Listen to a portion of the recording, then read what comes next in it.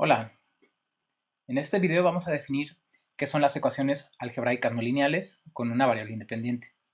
Para comenzar, vamos a partir de un caso muy concreto y de ahí extrapolaremos a casos más generales. ¿Estás preparado? Pues comenzamos.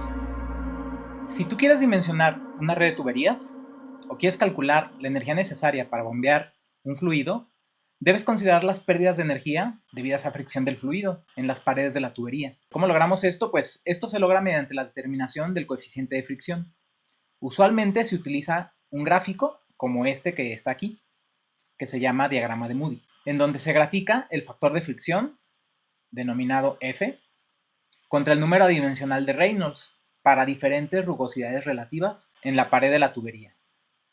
En este gráfico hay una región de flujo laminar para Reynolds menores a 2100, que no dependen de la rugosidad y donde existe una ecuación analítica muy simple. F igual a 64 entre el Reynolds. Además, existe una pequeña región de transición que conduce a la región turbulenta, totalmente desarrollada, que sí depende de la rugosidad. Así, por ejemplo, para un Reynolds de 10 a la 6 y una rugosidad de 0.0001, se tiene un factor de fricción aproximado de 0.02.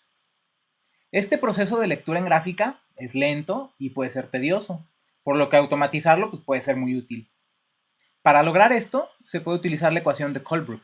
En esta ecuación se tiene un factor de fricción en ambos lados, y además depende del número de Reynolds y de la rugosidad relativa, que es la relación de la rugosidad y el diámetro de la tubería. Por más malabares que hagan, incluso maromas hacia atrás, no es posible despejar analíticamente el factor de fricción, ya que está dentro y fuera del logaritmo decimal, por lo que el procedimiento viable para determinar el factor de fricción es empleando algún método numérico. Noten que en esta ecuación en ambos lados se tiene la variable incógnita.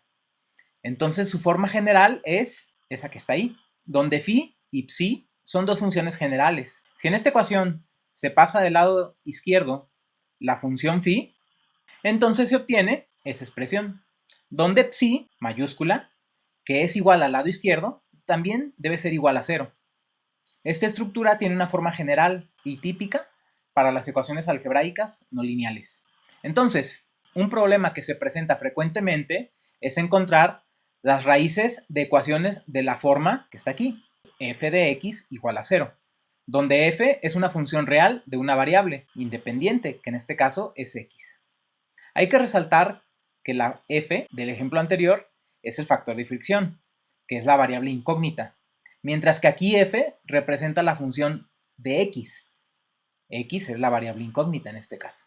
Es importante que seas capaz de generalizar y analizar las correlaciones para que no porque se cambie de letra para definir la variable incógnita o la función, ya no puedas identificar el tipo de problema que deseas desarrollar. Hay que tener mucho cuidado. Entonces, ponte atento. Gráficamente, podemos ver que la función f puede tener una solución o cruzar por 0,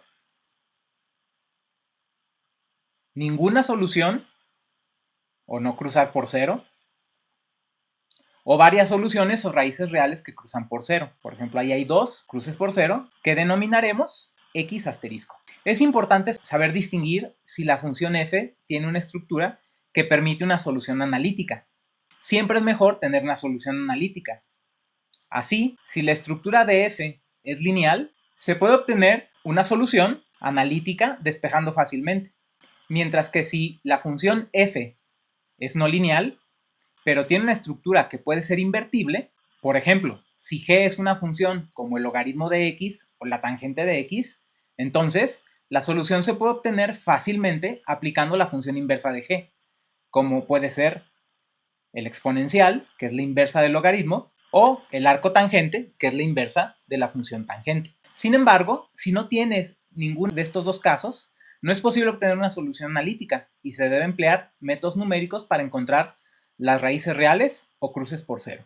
Algunos ejemplos de problemas que dan este tipo de ecuaciones son la determinación del volumen en alguna ecuación de estado para un gas real, como la ecuación de Van der Waals, donde P es la presión, B es el volumen molar, T es la temperatura y A, B y R son constantes. Como se puede apreciar, la estructura es no lineal para B. que es la variable incógnita, mientras que si P o T fueran la variable incógnita, sí se podría despejar, para esta ecuación de estado en particular. Otro ejemplo es la determinación de equilibrio en una reacción continua de tanque agitado, cuyo balance molar es el que aquí se muestra, donde la variable incógnita es la concentración de reactivo dentro del reactor, denominada como C sub A, donde F es el flujo volumétrico de entrada y salida del reactor, B es el volumen del reactor, y CA0 es la concentración de A en el flujo de entrada.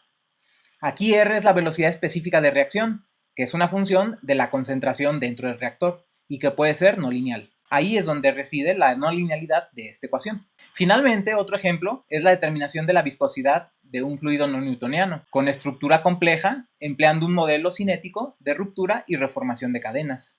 Aquí, eta es la viscosidad y gamma punto es la velocidad de corte.